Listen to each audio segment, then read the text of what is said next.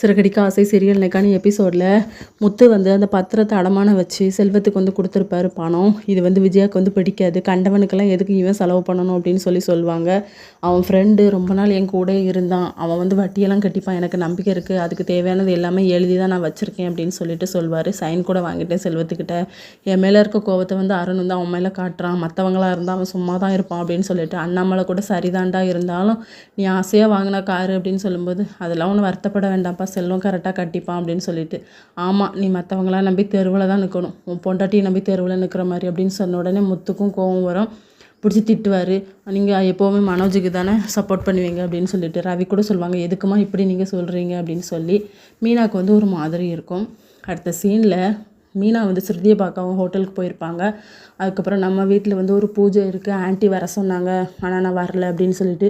எதுக்கு நீங்கள் வர வேண்டியது தானே அப்படின்னு சொல்லும்போது, இல்லை எனக்கு அங்கே வரணும்னு தோணலை, இவன் வந்து நீத்து போய் பார்த்துட்ருக்கான், எனக்கு அது பிடிக்கலை, எனக்கு என்னமோ நானும் ரவியும் சேருவோமானே டவுட்டாக தான் இருக்குது அப்படின்னு சொல்லிக்கிட்டு இருப்பாங்க.